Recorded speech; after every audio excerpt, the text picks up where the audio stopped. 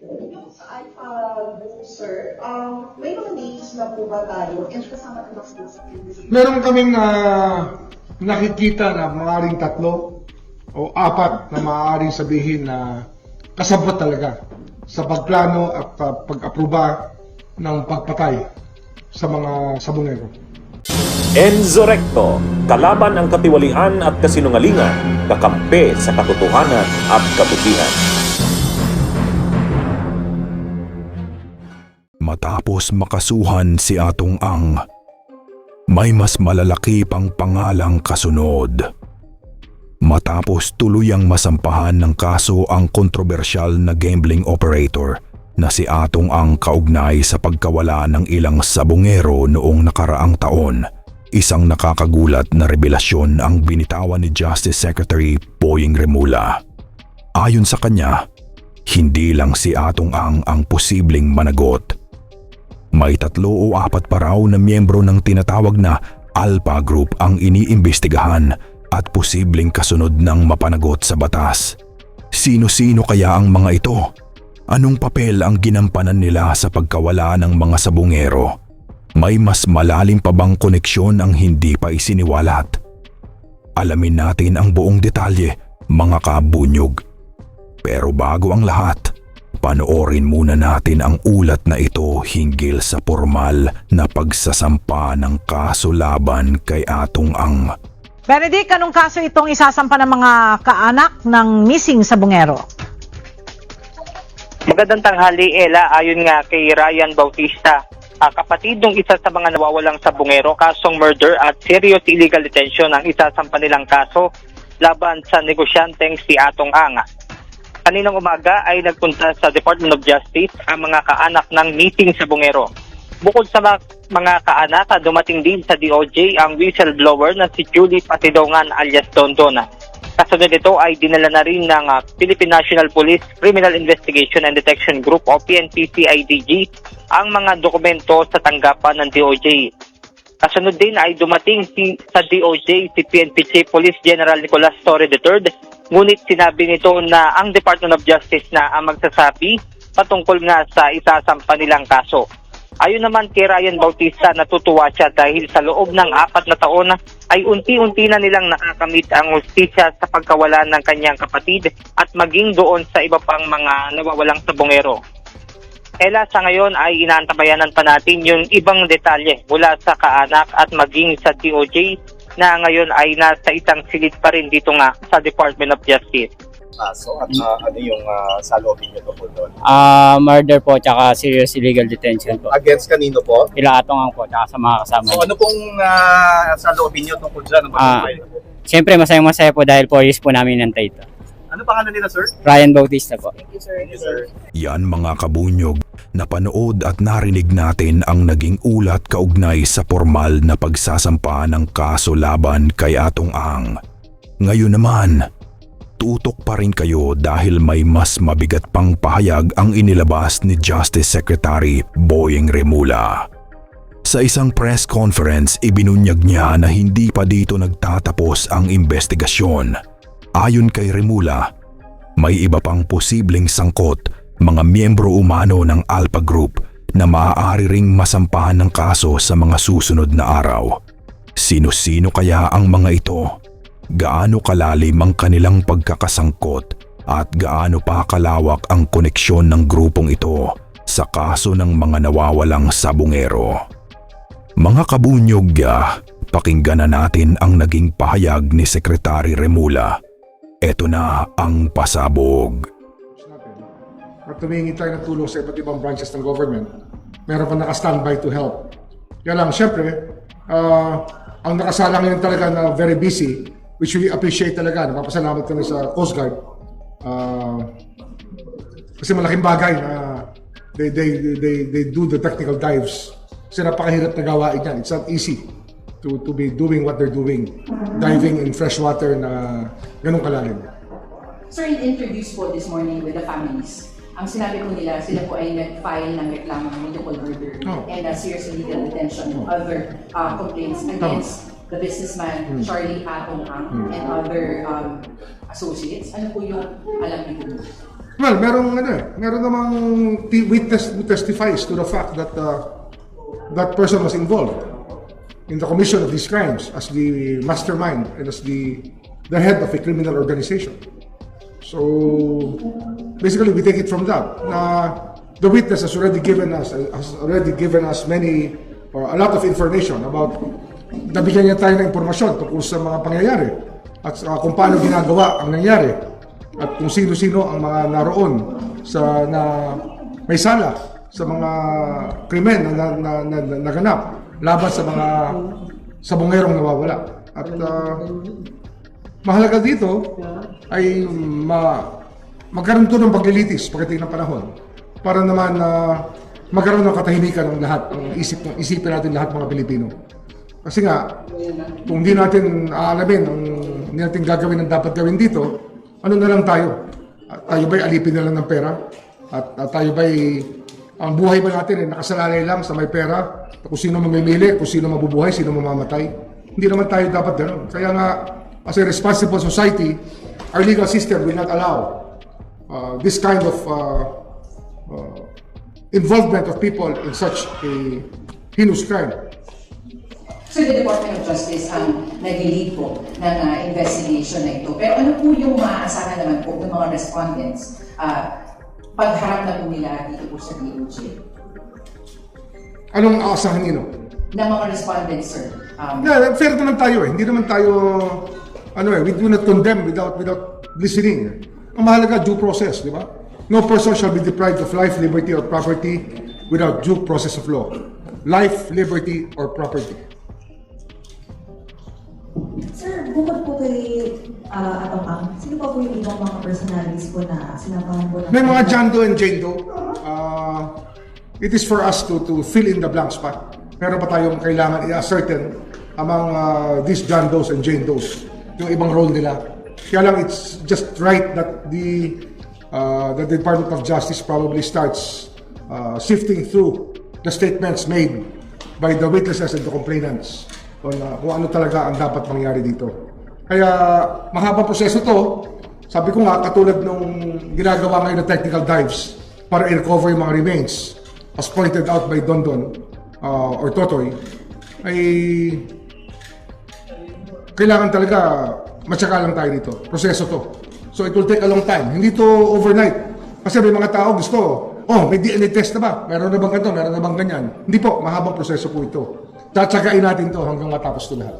Pero sir, dito po sa complaint po ng nilalang mga pamilya, kasama na po dito yung pinagbasan na po yung affidavit po mismo ni Julie Dondon Matidokan. Siyempre, yan ang mabigat na statement talaga ng nakakaalam eh. Minsan lang kasi magkaroon tayo ng witness na highly placed. Highly placed, ano pa tawag dito? Anong terms natin dito? Embedded sa criminal organization. So, very rare to. I think it's the first time in Philippine history that we have something like this. Na meron talagang whistleblower sa acts ng isang criminal organization. And I think that we should appreciate the fact that he's coming out bravely to do this. Napakahalaga ng kanyang pagtulong sa atin dito. Sir, balikan ko lang po. Doon po sa investigation natin at doon po sa mga reklamo pong naihain, ano po specifically yung mga naging partisipasyon nito nga po si Mr. Ang?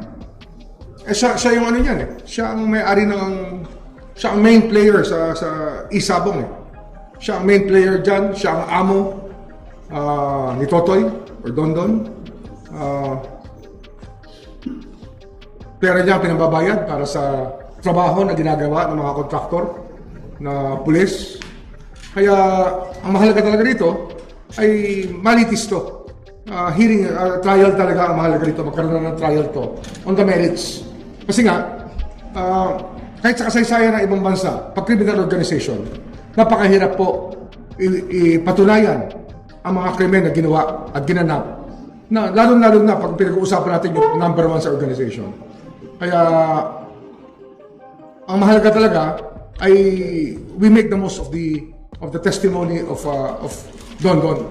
Sabi ko nga, madalang yung ganitong highly placed source, embedded, tsaka talagang malalim ang involvement na lumabas para sabihin ng lahat. Very rare ito. It's an opportunity ano dito the Philippine justice system is on trial here. Kaya kailangan dito talaga tibayan natin ang ating mga loob at hindi tayo magpapatinag. So ano man na pwede nilang gawing hamon dito. Kagaya niyan, maraming gustong guluhin na storya, maraming gustong ibahin ang narrative, pero hindi po malinaw na malinaw po yan sa Department of Justice ngayon. Kasi nga, the witness came forward on his own volition. At kinausap natin na maayos. At ang impormasyon niya ay talagang considered highly reliable. Pwedeng paniwalaan talaga ang kanyang mga sinasabi. Sir Joshua from PNC. Sir, si Elaking Patilongan po yung kapatid po ito doon. Siya po ba yung sinasabi niyo before na magiging bagong witness ng... Yes, siya yun. Dalawa yan. Yung isang kapatid, nandun din. Although may conviction na yung kapatid, kaya nga nagtatago sa batas dati yan. Si Elakim naman was given documents to travel by the principal. Ginamit sa pag-alis niya sa bansa. At ang reliability niya ng kanyang testimony is foolproof in many ways because his picture appears in the return of the cyber warrant granted by the court na sa isang ATM withdrawal na ATM ng isang missing submarine. Kaya ang tingin namin ay talagang reliable rin talaga. It also proves that Totoy or Don was saying the right thing. Totoo yung sinasabi niya. At ano yan, mas mabigat pa dyan, na-witness siya rin ng pagpatay. Sir, sinabi po ng legal counsel... 10 tao yung na-witness siya patay. 10? Sir, na-witness hindi siya yung mismong gumawa? Ang tingin ko, witness siya. Pero just the same, alam mo yan, we want to get as much information as we can. At sabi ko nga, hindi madaling maglitis ng ganitong kaso at kailangan talaga likumin mo talaga yung ebidensyang pwede. At ito yung isang pagkakataon na talagang mabigat ang mga paratang kasi mabigat ang kwento ng taong naroon sa pagkaganap ng krimen. Dinaganap yung krimen sa harap niya. At marahil kasama siya roon. Kasama siya. Pero yun ang ating nakuhang testigo kaya talagang nagpapasalamat din kami na merong nakikiisa sa ating gobyerno para sa bagay na ito. Sir, kasama na po ba yung statement ni Elakim Patilongan dun po sa reklamo kanina? Okay ba? Kasama. Hindi kasi ako kasama sa sa prosecution panel, hindi naman ako kasama dyan. Ang naging trabaho ko rito is to coordinate everything together with the PNP Chief Torre who started this way back in March, I think. Parang March kami nagsimula dito. Kasama na rin po ba siya dun sa inireklamo? Siya at si Jose Patilongan? Kasama siguro sila. Statement nila yan. So, i-interpret yan. So, malamang kasama sila ron. Sir, nagsabi po yung legal counsel ni Atang ang kahapon na Patilongan Brothers daw po yung totoong mastermind sa ito. Reaction na po, sir? Natural for them to concoct their stories. Yung talaga, gawain talaga naman yan ng mga abogado. Di ba? Sabi ko nga, ang kalaban namin dito, the best lawyers money can buy. Pera-pera lang yan sa kanila.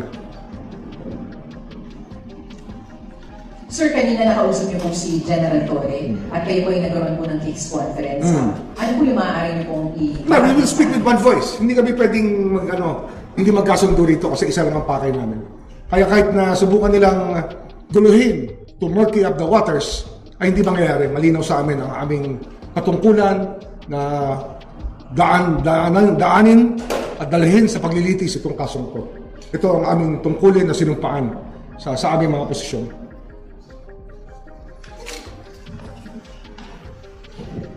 Sir, months po ng 25. Sir, yung sinasabi mo ng PNP kahapon na wala na raw mga DNA yung sa mga... Wala yun.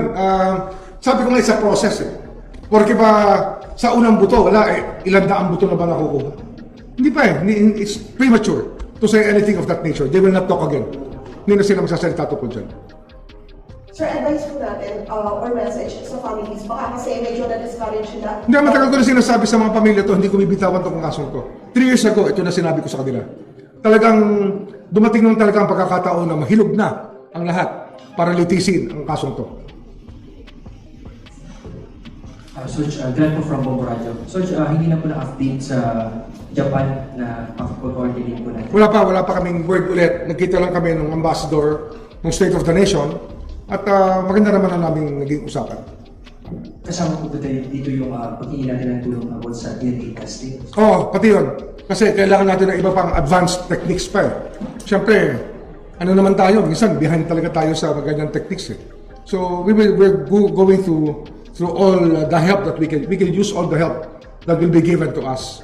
Basta organisado, scientifico, at may maunawaan ng korte at maunawaan ng mga scientista ang mga sasabihin ng ating mga forensic technicians.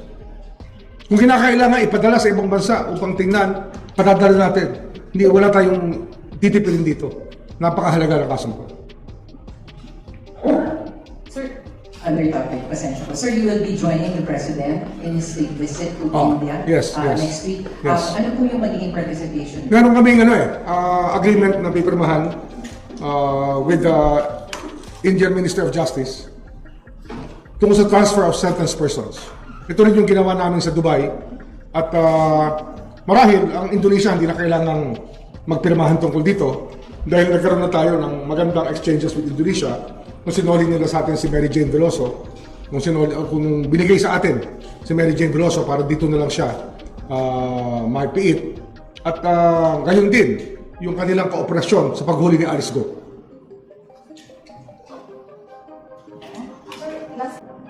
Sa Alpha Group, sir, may mga names na po ba tayo? And kasama na ba sila sa investigation? Meron kaming nakikita na maaaring 3 o 4 na maaaring sabihin na kasabot talaga sa pagplano at pag-aproba ng pagpatay sa mga sabungero. Meron kaming nakikita na maaaring nating kaya lang, yan ay ebidensyang ating sinusuri natin ng gusto. Patricia Lopez from IBC. Follow up lang po, ano po mga profiles ng tatlo na yun? I don't know. Hindi ako may hawak na lahat eh. Pero, andyan lang yan. It will come out eventually. Sir, kasama rin ba dito si Gretchen Barreto? Dito sa panibago pong... Meron man Jane Doe? Maybe, if there's a Jane Doe, maybe she's the one. I don't know. Pero, kasama yan. So, pwede nating sabihin na persons of interest. Pwede natin sabihin. Wala ka na itatapos. Wala na. Thank you. Bunyog, halikan na kasama ka. Bunyog, kapag buklod ay may pag-asa. Luzon, Visayas, Mindanao, isa ang pananaw. Sa bagong Pilipinas ang bunyog isisigaw. Bunyog,